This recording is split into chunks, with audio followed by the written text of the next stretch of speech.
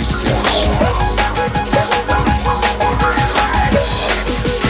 O preço das mensalidades dos planos de saúde tem sido motivo de uma guerra aberta entre consumidores e empresas que administram esses planos. A história começou a pegar fogo no início de julho, quando passaram a vigorar os novos reajustes. Há casos em que o aumento foi de mais de 80%. A Agência Nacional de Saúde, criada para regular esse mercado há apenas 6 anos, tenta colocar ordem em uma relação comercial que já dura 3 décadas. E para completar a novela, a queda de braço dos planos não é só com os clientes, mas também com os médicos, que reclamam dos valores pagos pelas consultas e procedimentos hospitalares. No Sala de Notícias de hoje, você que paga um desses planos e deve estar bastante preocupado com a saúde do seu bolso, vai entender como a crise nesse mercado afeta o atendimento ao cliente. E vai saber direitinho o que fazer se achar que o reajuste da sua mensalidade não está correto. Para essa conversa, nós convidamos o advogado Jorge Tardan, assessor jurídico do PROCON do Rio de Janeiro. Olá, doutor Jorge, obrigada por ter vindo ao programa. Bom, a gente vê que nessa história todo mundo se queixa. O consumidor se queixa do plano, o plano se queixa do governo, que limitou os reajustes, o médico reclama do plano, a ANS, algumas decisões são derrubadas na justiça. O que está acontecendo com esse mercado? Na verdade, esse mercado, com a regulação, antes de 98, esse mercado era um contrato livre, ou seja, não era ilícito, mas era um contrato que não tinha uma lei que controlasse isso. E a gente até usa uma expressão, a nova lei. Na verdade, não é a primeira lei de plano de saúde. Então, essa lei incidiu sobre esses contratos todos. Nós tínhamos ali, naquele momento, aproximadamente 40 milhões de contratos, e essa lei, então, veio estabelecendo novas regras. A primeira regra, que criou um grande impacto, foi que os planos passariam a estar obrigados a cumprir o rol de saúde, de doenças previstas lá na Organização Mundial de Saúde. Só isso já trouxe um grande impacto. Mas, aumentou a cobertura, né? Então aumentou em muita cobertura. E o outro grande impacto, a partir da lei, os planos não poderiam mais limitar o período de internação do paciente. Por exemplo, nós tínhamos situações em que o plano limitava o tempo de UTI, tipo 5 dias. E a partir do advento da lei, os contratos, as operadoras de plano de saúde passaram a não mais ter esse poder de limitar o tempo de internação do paciente. Esse poder, então, passou para o médico. Quem vai fixar o tempo de internação do paciente é o médico. Da mesma forma, em relação aos números de procedimentos, o médico passou a ser o todo-poderoso. Mas, de qualquer forma, nós tínhamos ali 40 milhões de contratos e as operadoras começaram a reclamar disso. Primeiro, por que isso?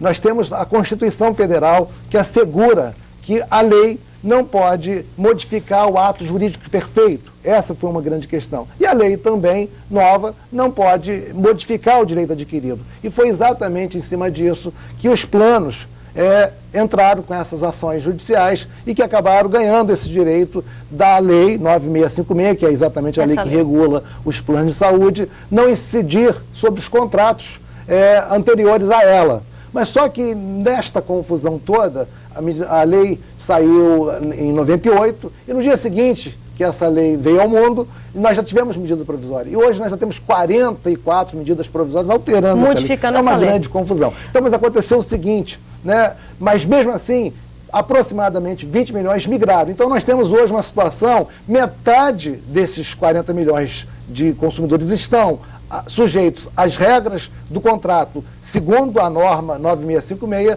e 20 milhões presos ao contrato, ou seja, anterior a 9656. Certo. Bom, então vamos entender melhor essa polêmica dos índices de reajuste, que agora chegou à justiça e parece que ainda está longe do fim. Nos últimos dias, juízes de vários estados concederam liminares cancelando o aumento da mensalidade de algumas das maiores operadoras do país.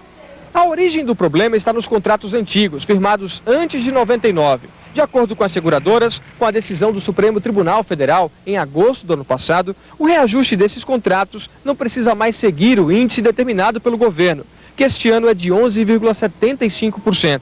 Sem os limites da Agência Nacional de Saúde, as seguradoras aumentaram os preços em até 82%.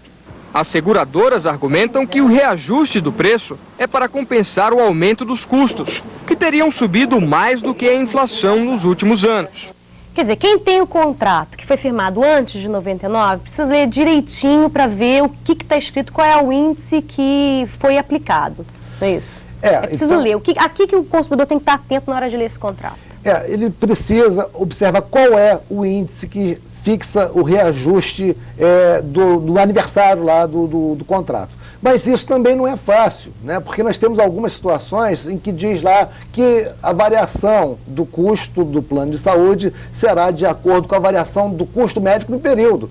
E o consumidor não tem como checar isso. Né? Porque isso, como é que ele vai observar isso? Seria muito fácil se a gente tivesse um índice, por exemplo, oficial, IGPDI, IPCA. Aí eu pego um jornal econômico e verifico qual é o índice. Mas nós temos algumas situações em que o consumidor, embora tenha a cláusula lá prevendo o reajuste, ele não tem como apurar isso. E aí não resta outro caminho a pedir um socorro judicial. E claro, quando eu vou pedir o socorro judicial, eu tenho que sugerir, então, qual seria o índice. E claro que temos uma regulação, aí a ANS está aí para isso, e o Judiciário tem aplicado o índice sugerido pela ANS, que é de 11,75. Quer dizer, quando o índice, então, não está claro no contrato, vale o índice que é o sugerido pela ANS, mesmo para esses contratos antigos, anteriores a 99? Mesmo para esses contratos antigos. É o que a Justiça está dizendo agora. Por força de decisão judicial.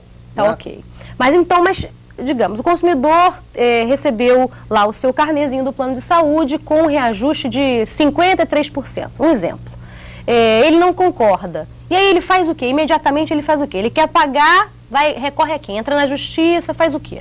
Olha, na verdade, 20 milhões de pessoas, naturalmente, se todos fôssemos para o judiciário para reclamar a mesma coisa, certamente isso emperraria o judiciário. A justiça no Brasil já é lenta, imagina uma demanda dessa ordem, né, o caos que seria. E claro que o direito oferece uma solução muito mais simples para isso. Já que nós temos essa confusão aí toda colocada, aquele consumidor que recebeu o carnê com índice de reajuste muito superior a esse 11,75, ele pode se utilizar de um recurso muito fácil, que veio exatamente para facilitar a vida do cidadão, que eu vou chamar aqui de consignação extrajudicial. Alguns chamam de consignação bancária, é a mesma coisa. Ele pode procurar o Banco do Brasil ou a própria Caixa Econômica e, de preferência, aquela mais próxima de um fórum, de um juizado, porque tem mais habilidade, conhece o instrumento e faz ali o depósito bancário. Depósito em nome de quem? Em nome da operadora de plano de saúde. Para isso, o consumidor precisa levar um documento onde tenha lá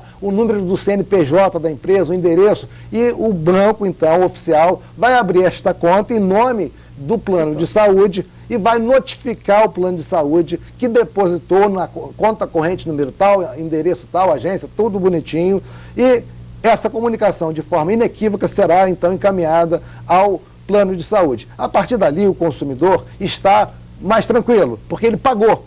O problema é o consumidor receber o carnê num valor muito superior ao que ele imaginava e ficar quietinho e não pagar. Aí ele pode ter uma interrupção, né, do seu plano. Então é melhor ele proceder dessa forma, faz a comunicação, deposita e faz a comunicação, porque ele está adimplente e evidentemente ele não pode sofrer. Essa é a forma mais fácil de fazer mais fácil que nós temos. Agora, se o consumidor, né, puder se habilitar numa ação civil pública, nós estamos vendo que nós temos inúmeras decisões.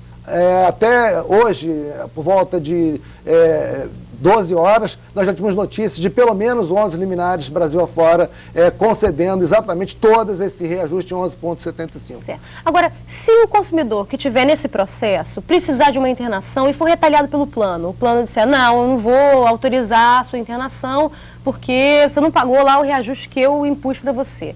O que ele tem que fazer? Porque às vezes a gente precisa do plano na hora